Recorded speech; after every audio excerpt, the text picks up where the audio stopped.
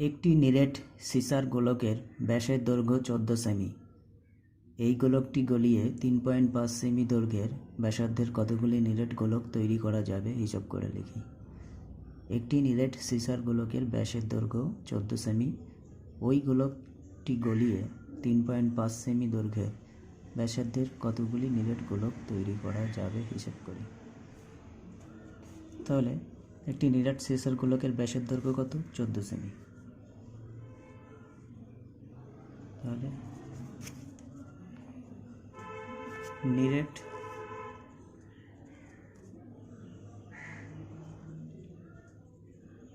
সিসার গোলকটির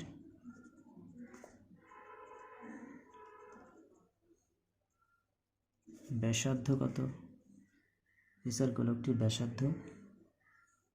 ব্যাসের দৈর্ঘ্য 14 সেমি। তাহলে ব্যাসার্ধ 14/2 সমান 7 সেমি। তাহলে নিরেট সিসার গোলকটির আয়তন বের করতে হবে। যেহেতু গোলকটি গলিয়ে নিরেট গোলক তৈরি করা হচ্ছে, তাহলে আয়তন কত আমরা জানবো। আয়তন 3.5 পাই r³ ঘন সেমি। তাহলে 4/3 পাই r³ মানে 7 তার কিউব ঘন সেমি সমান 3.5 পাই 7 × 7 × 7 ঘন সেমি। এবার এই গোলকটা গলিয়ে 3.5 সেমি দৈর্ঘ্যের ব্যাসার্ধের কতগুলি নিরেট গোলক তৈরি করা যাবে। 3.5 সেমি ব্যাসার্ধের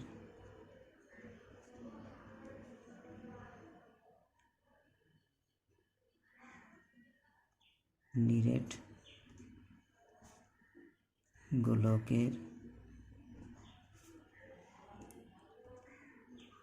আয়তন সমান 3.5 পাই r³ মানে 3.5 হোল কিউব ঘন সেমি সমান 4/3 পাই 3.5 মানে 35/10 × 35/10 × 35/10 ঘন সেমি। তাহলে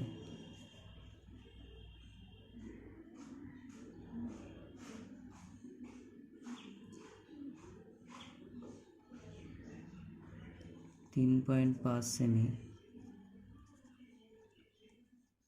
ব্যাসার্ধের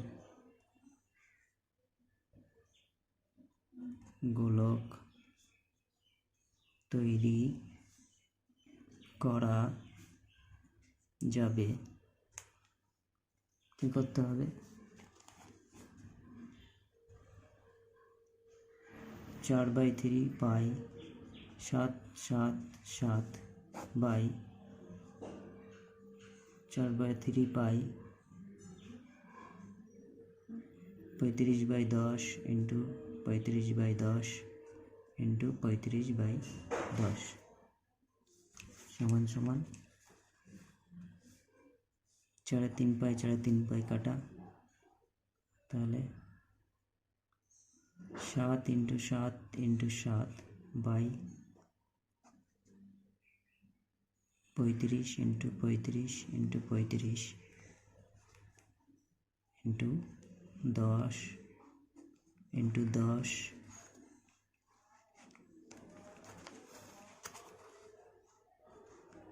× 10।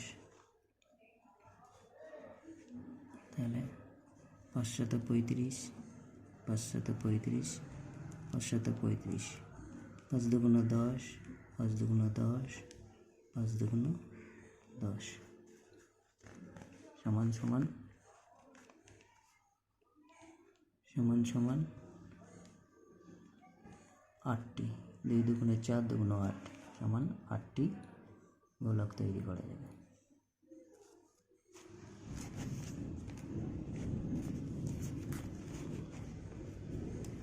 অতএব 8টি গোলক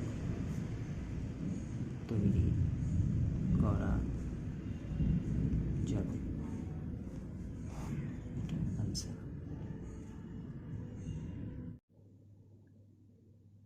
9, 3 সেমি, 4 সেমি ও 5 সেমি দৈর্ঘ্যের ব্যাসার্ধের 3টে নিরেট তামার গোলক গলিয়ে একটি নিরেট বড় গোলক তৈরি করা হলো। বড় গোলকটির ব্যাসার্ধের দৈর্ঘ্য হিসেব করে লিখি। 3 সেমি, 4 সেমি ও 5 সেমি দৈর্ঘ্যের ব্যাসার্ধে 3টি নিরেট তামার গোলককে গলিয়ে একটি বড় গোলক তৈরি করা হবে। এই বড় গোলকটির ব্যাসার্ধের দৈর্ঘ্য আমাদের বার করতে হবে। তাহলে ইহার আয়তন বের করলেই হয়ে যাচ্ছে, কারণ গোলকটাকে গলাতে হচ্ছে, তার মানে আয়তন বের করতে হবে। তাহলে বড় গোলকটির ব্যাসার্ধের দৈর্ঘ্য আমরা প্রথমে বের করি। ধরি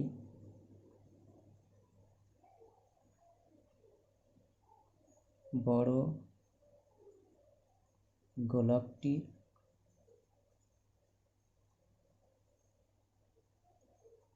ব্যাসার্ধের দৈর্ঘ্য আর সেমি, তাহলে আর সেমি। তাহলে বড় গোলকটির আয়তন কত? আয়তন 4/3 পাই আর কিউব ঘন সেমি। এবার 3 সেমি ব্যাসার্ধের তামার গোলকের আয়তন কত? 3 সেমি ব্যাসার্ধের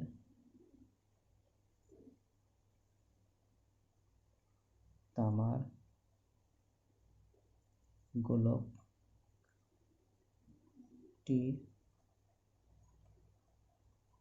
আয়তন সমান 4/3 পাই আর এখানে কত? 3 সেমি ঘন সেমি।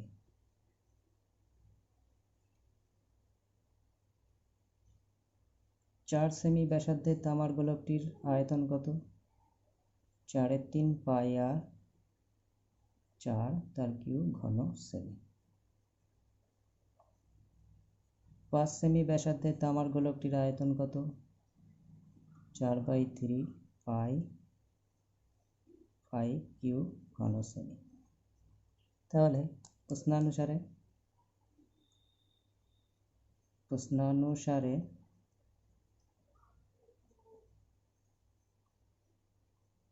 4/3 পাই আর কিউব সমান 4/3 পাই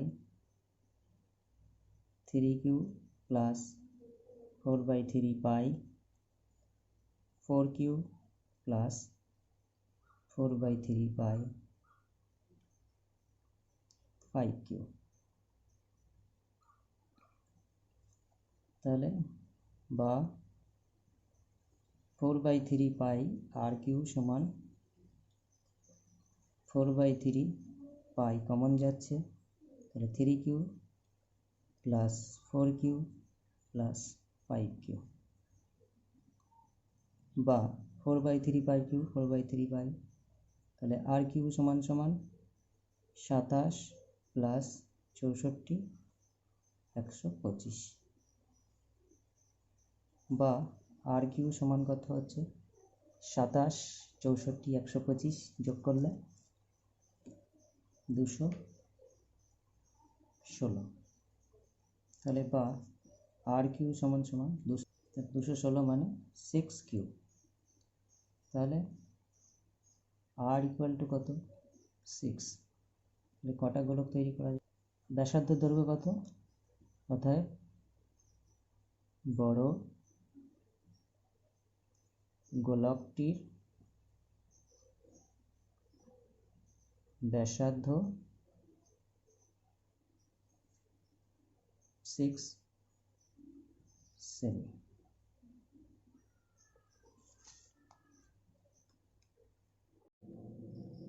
একটি অর্ধগোলাকৃতি গম্বুজের ভূমিতলের ব্যাসের দৈর্ঘ্য 42 ডেসিমিটার। গম্বুজটির উপরিতল রং করতে প্রতি বর্গমিটারে 35 টাকা হিসাবে কত খরচ পড়বে তা হিসাব করে লিখি। একটি অর্ধগোলাকৃতি গম্বুজের ভূমিতলের ব্যাসের দৈর্ঘ্য 42 ডেসিমিটার। গম্বুজটির উপরিতল রং করতে প্রতি বর্গমিটারে 35 টাকা হিসাবে খরচ পড়বে। কত খরচ হবে তা হিসাব করে লিখি। তাহলে প্রতি বর্গমিটারে 35 টাকা খরচ পড়ছে। তাহলে গম্বুজটির অর্ধগোলাকৃতি গম্বুজ, তার মানে আমরা যদি মনে করি এটা একটা গম্বুজ, অর্ধগোলাকৃতি গম্বুজ, তাহলে এই গম্বুজটির ভূমিতল, এটা ভূমিতলের ব্যাসার্ধ কত? ভূমিতলের ব্যাসার্ধ, এখানে ভূমিতলের ব্যাস বলা আছে 42 ডেসিমিটার। 42 ডেসিমিটার, তাহলে ব্যাসার্ধ কত? 21 ডেসিমিটার। ব্যাসার্ধ ব্যাসের অর্ধেক হবে 21 ডেসিমিটার। তাহলে গম্বুজটি রং করতে হবে বাইরের চারিপাশ, তার মানে বাইরের ক্ষেত্রফলটা আমাদের বের করতে হবে। অর্ধগোলাকৃতি গম্বুজের ক্ষেত্রফল আমাদের বার করতে হবে। তাহলে অর্ধগোলাকৃতি গম্বুজের ভূমিতলের ব্যাসার্ধ কত? অর্ধগোলাকৃতি গম্বুজের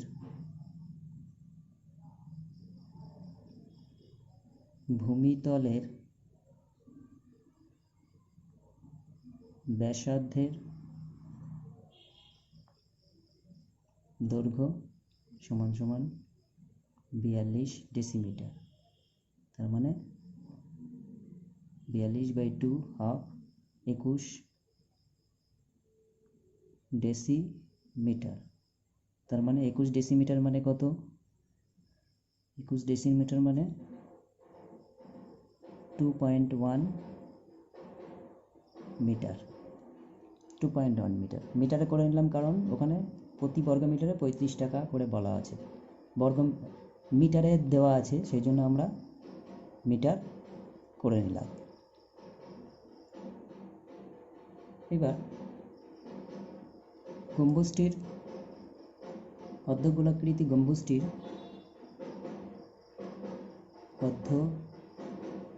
অর্ধগোলাকৃতি গম্বুজটির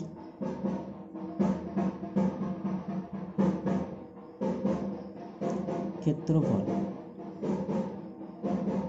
বাইরের চারিপাশের ক্ষেত্রফল তাহলে কত হবে?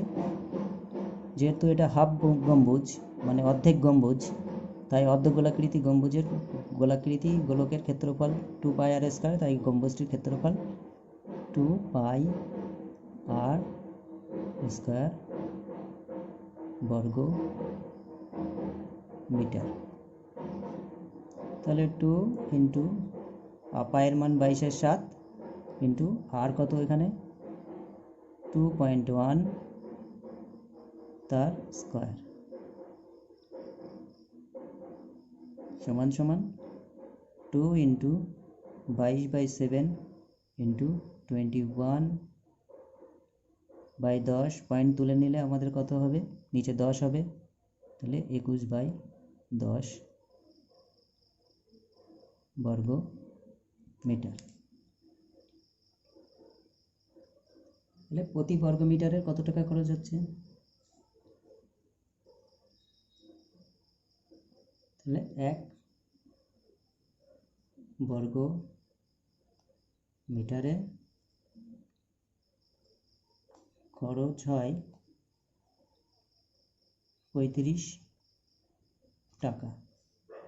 তাহলে 2 ইন্টু 22/7 ইন্টু 21/10 ইন্টু 21/10 বর্গমিটারে খরচ হয় কত? 2 ইন্টু 22/7 21/10 21/10 ইন্টু 35 টাকা সমান 3 × 21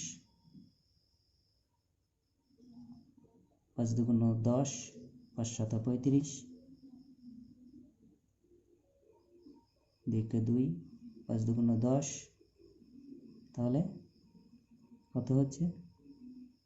2 × 2 11 × 2 = 22 আর কি যাচ্ছে না, তাহলে উপরে 11 3 7 11 × 3 × 7 বাই নিচে কত 5 টাকা, তাহলে কত হয় 3 × 7 × 21 4851 4851 বাই 5, তাহলে কত হচ্ছে 4851 5 দিয়ে ভাগ করলে 702 9070.2 অতএব গম্বুজটির উপরিতল রং করতে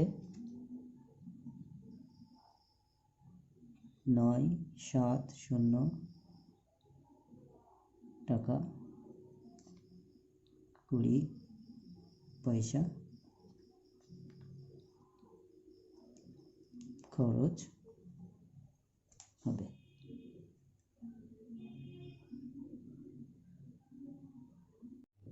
একই ধাতুর পাত থেকে তৈরি দুটি ফাঁপা গোলকের ব্যাসের দৈর্ঘ্য যথাক্রমে 21 সেমি এবং 17.5 সেমি। গোলক দুটি তৈরি করতে যে পরিমাণ ধাতুর পাত লেগেছে তার অনুপাত নির্ণয় করি। একই ধাতুর পাত থেকে তৈরি দুটি ফাঁপা গোলকের ব্যাসের দৈর্ঘ্য যথাক্রমে 21 সেমি এবং 17.5 সেমি। গোলক দুটি তৈরি করতে যে পরিমাণ পাত লেগেছে তার অনুপাত নির্ণয় করি।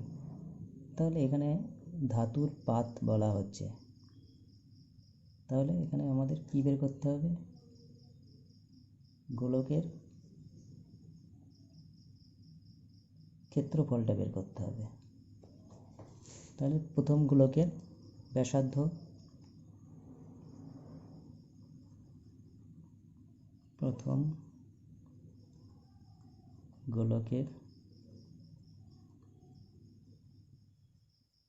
ব্যাসার্ধ সমান 21/2 সেমি, আর দ্বিতীয় গোলকের ব্যাসার্ধ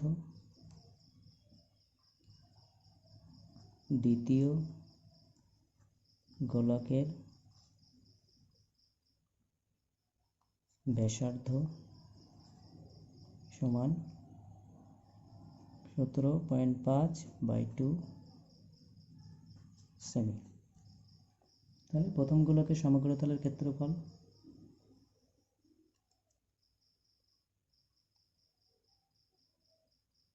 প্রথম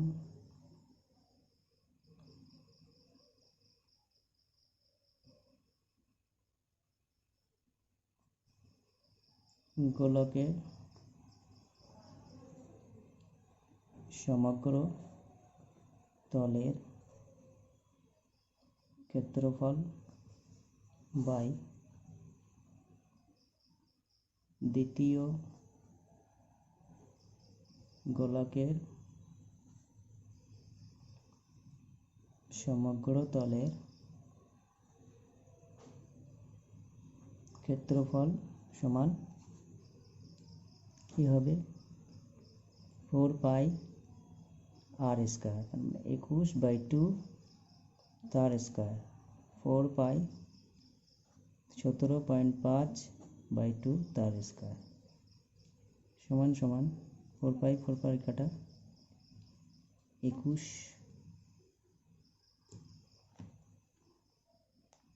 দুটো কেটে যাচ্ছে, তাহলে 21 স্কোয়ার বাই 17.5 তার স্কোয়ার। তাহলে 21 into 21 by 17.5 by 10 into 17.5 by 10 সমান সমান কী দাঁড়াচ্ছে? 5 দুগুণ 10, 35, 5 দুগুণ 10, 35। তাহলে 21 ইন্টু 21 বাই 35 ইন্টু 35 বাই 4 সমান সমান 21 ইন্টু 21 বাই 35 ইন্টু 35 ইন্টু 4, তাহলে সমান সমান 3 সাথে 21, 5 সাথে 35, 3 সাথে 21, 5 সাথে 35, 5 5 25, 3 3 9, 4 9 36। তাহলে অনুপাত হবে 36:25, 36:25। গোলকটি তৈরি করতে যে পরিমাণ ধাতুর পাত লেগেছে তার অনুপাত। অতএব গোলক দুটি তৈরি করতে যে পরিমাণ পাত লেগেছে তার অনুপাত 36:25। একটি ধাতব গোলকের উপরিতল এমনভাবে কেটে নেওয়া হলো যে নতুন গোলকের বক্রতলের ক্ষেত্রফল আগের গোলকের ঠিক অর্ধেক হয়। কেটে নেওয়া অংশের আয়তনের সঙ্গে অবশিষ্ট নতুন গোলকের আয়তনের অনুপাত নির্ণয় করি। তাহলে একটি ধাতব গোলকের উপরিতল এমনভাবে কেটে নেওয়া হলো যে নতুন গোলকের বক্রতলের ক্ষেত্রফল, যে নতুন গোলকটা পাওয়া গেল তার বক্রতলের ক্ষেত্রফল আগের গোলকের যেন অর্ধেক হয়। এবার কেটে নেওয়া যে অংশ এবং অবশিষ্ট নতুন যে গোলকটা পাওয়া গেছে তার আয়তনের অনুপাত নির্ণয় করতে হবে। তাহলে আমরা মনে করি ছবিতে এটা গোলক, এই গোলকটাকে উপরিতল এমনভাবে কেটে নেওয়া হলো, কেটে নেওয়ার পরে একটা নতুন গোলক পাওয়া গেল। আর এটা মনে করো কেটে নেওয়া অংশ, এটা কেটে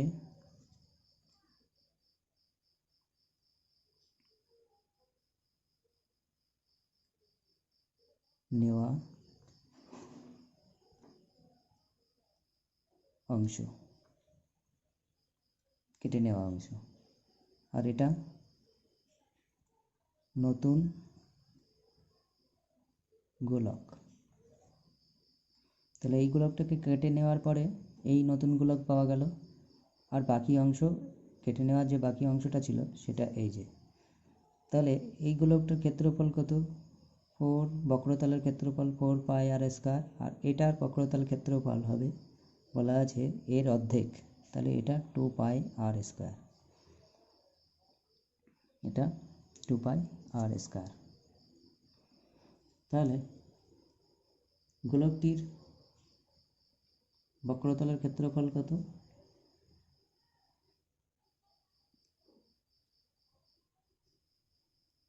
গোলকটির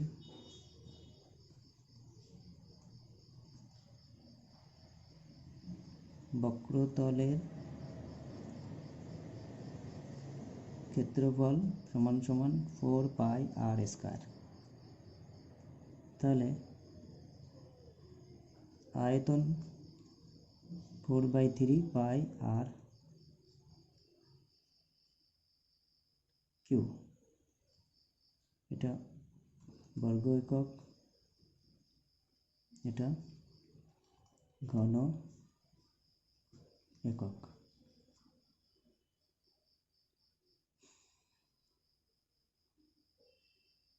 এবার নতুন গোলকের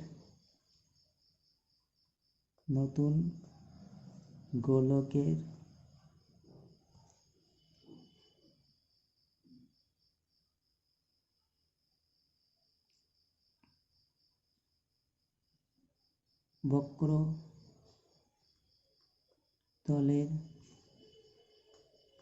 ক্ষেত্রফল কত? 2πr²। যেহেতু এই গোলকটার অর্ধেক এটা, তাহলে 2πr² বর্গ একক। তাহলে 2πr² আমরা এইভাবে কি লিখতে পারি? 4πr/√2 তার স্কোয়ার। 2πr² আমরা 4πr/√2 তার স্কোয়ার হিসেবে কি লিখতে পারি? হ্যাঁ, পারি। তার কারণটা দেখে নেওয়া যাক। তাহলে 2πr² ইকুয়াল টু 4πr/√2 তার স্কোয়ার আমরা লিখতে পারি। কি করে? আমরা যদি এটাকে করি, ক্যালকুলেশন করি, 4πr² মানে শুধু 2, তাহলে 2 2 গুণ 4, তাহলে 2πr² হলো, তার মানে এটাই হচ্ছে। তাই আমরা এখানে 4πr/√2², যেহেতু এর ক্ষেত্রফল 4πr², তাই এই আর এর জায়গায় মানটা আমরা বের করার জন্য, আর এর মানটা বের করার জন্য আমরা এখানে 4π বুদ্ধি করে এটাকে করা হয়েছে।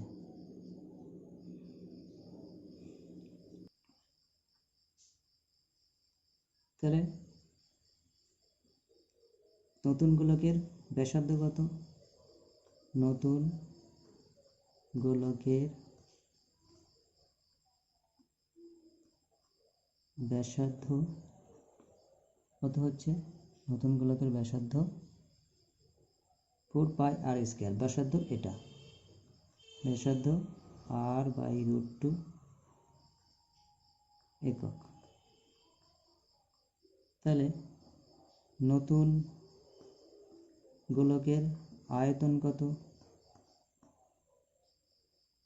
4/3πr² মানে r/√2 তার কিউব ঘন একক।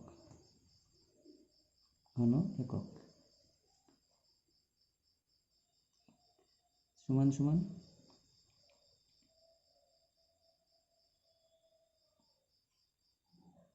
এটা সমান কি লেখা যায়?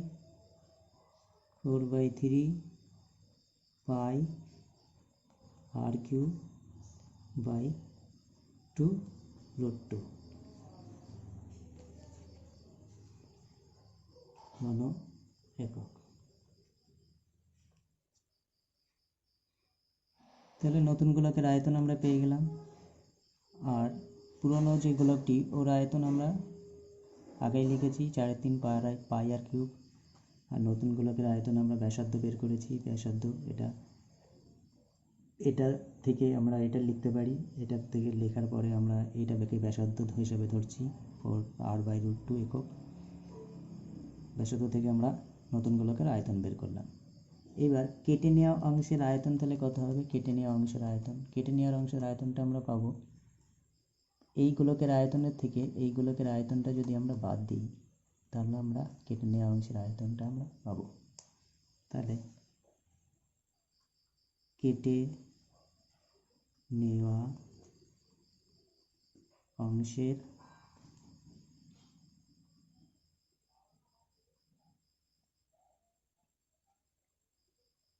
আয়তন সমান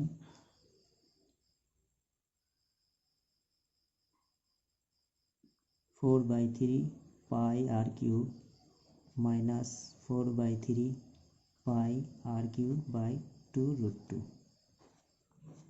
সমান সমান কি লেখা যায়?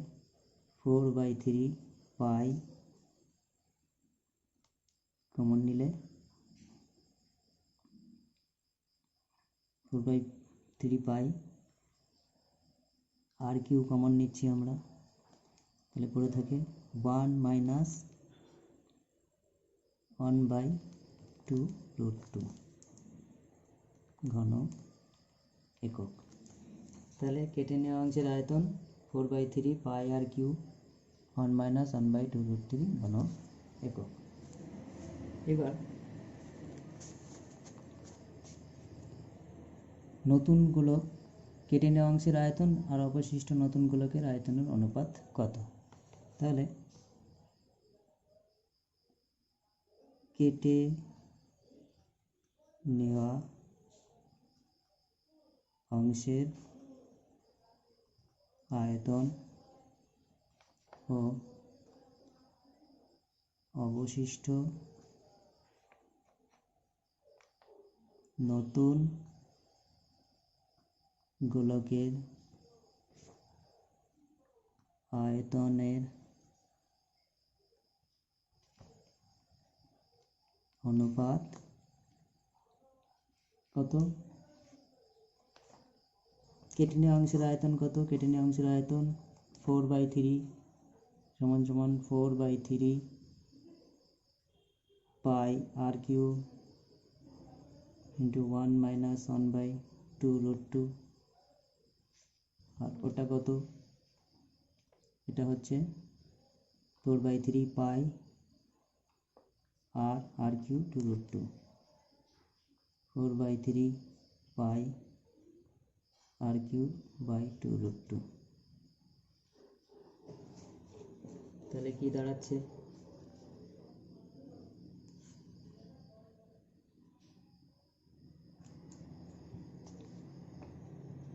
তাহলে 4/3 আর কিউ 4/3 আর কিউ কেটে যাচ্ছে, তাহলে এদিকে পড়ে থাকে 1 মাইনাস 1/2√2 ইস টু 1/2√2। তাহলে সমান সমান কি লেখা যায়? 2√2 মাইনাস 1/2√2 ইস টু 1/2√2 সমান সমান 2√2 মাইনাস 1 ইস টু 1। এটা আনসার। 2√2 minus 1 is to 1। 2√2 কেটে যাচ্ছে, এটা হচ্ছে আনসার। 14 সেমি দৈর্ঘ্যের ব্যাসার্ধ বিশিষ্ট একটি ভূগোলকের অক্ষটির বক্রতলে 0.7 সেমি দৈর্ঘ্যের ব্যাসার্ধ বিশিষ্ট দুটি বৃত্তাকার ছিদ্র করা হয়েছে। ভূগোলকটির গোলাকার অংশের ধাতব পাত্রের ক্ষেত্রফল হিসেব করি। 14 সেমি দৈর্ঘ্যের ব্যাসার্ধ বিশিষ্ট একটি ভূগোলকের অক্ষটির বক্রতলে 0.7 সেমি দৈর্ঘ্যের ব্যাসার্ধ বিশিষ্ট দুটি ছিদ্র করা হয়েছে। ভূগোলকটির গোলাকার অংশের ধাতব পাত্রের ক্ষেত্রফল হিসেব করি। তাহলে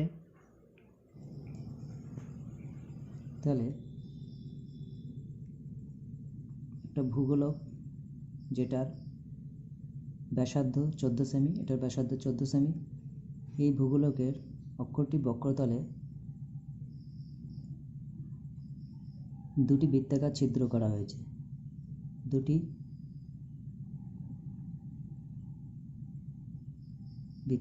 অক্ষটির বক্রতলে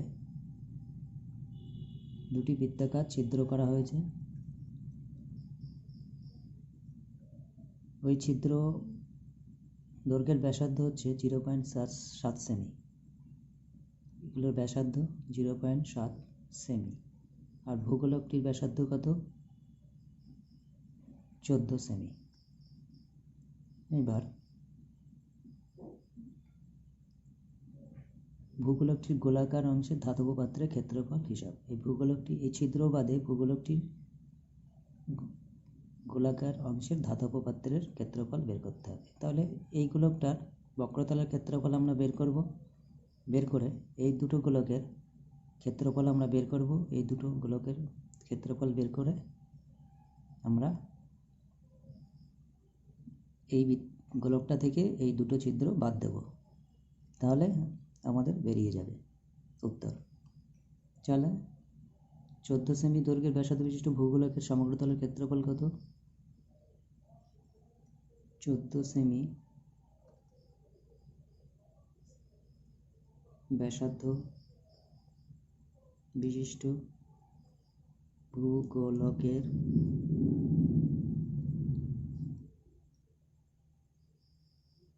সমগ্র তলের ক্ষেত্রফল সমান সমান 4 পাই আর স্কয়ার বর্গ সেমি সমান সমান 4 into 22/7 into 14 square 4 into 22/7 into 14 into 14 সমান সমান 7 দুগুণ 14। তাহলে 4 22 2 ইন্টু 14 গুণ করলে আমাদের কত হচ্ছে 2 4 6 4 বর্গ সেমি। তাহলে ভূগোলকটি বক্রতলের ক্ষেত্রফল 2464 বর্গ সেমি। এবার 0.7 সেমি দৈর্ঘ্যের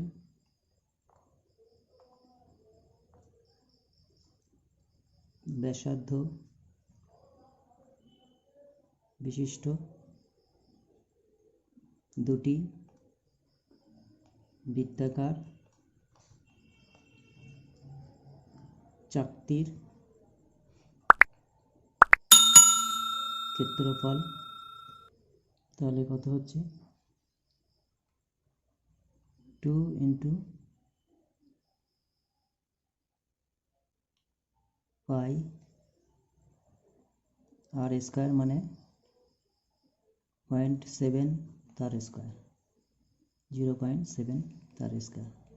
তাহলে 2 ইন্টু 22/7 ইন্টু 7/10 ইন্টু 7/10 7 7 কাটা 5 দুগুণ 10 5 দুগুণ 10 11 দুগুণ 22 তার মানে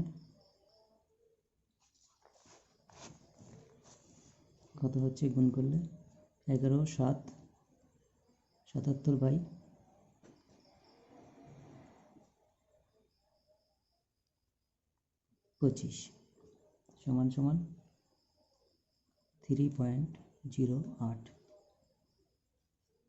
বর্গ সেমি 3.08 বর্গ সেমি।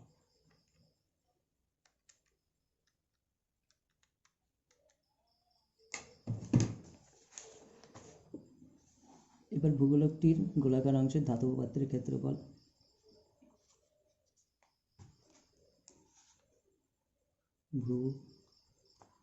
ভূগোলকটির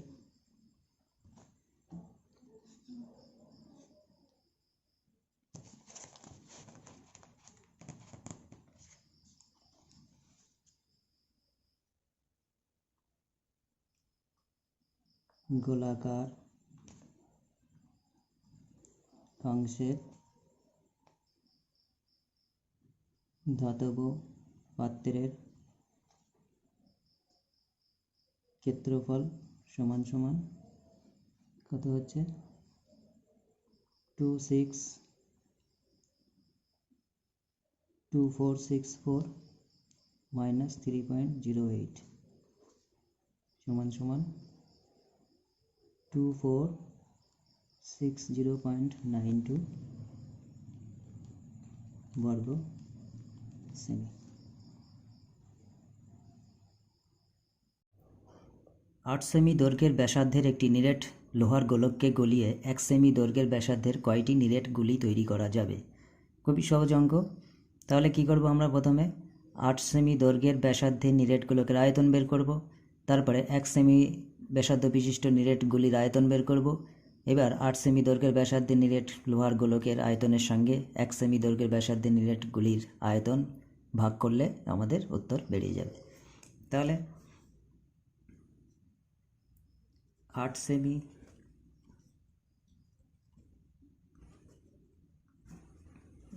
ব্যাসার্ধ বিশিষ্ট নিরেট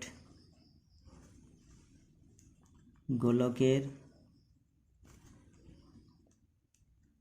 আয়তন 4/3 পাই মানে এখানে 22/7 ইন্টু আর কিউ মানে 8 কিউ, তাহলে 4/3 ইন্টু 22/7 8 ইন্টু 8 ইন্টু 8 ঘন সেমি। এবার 1 সেমি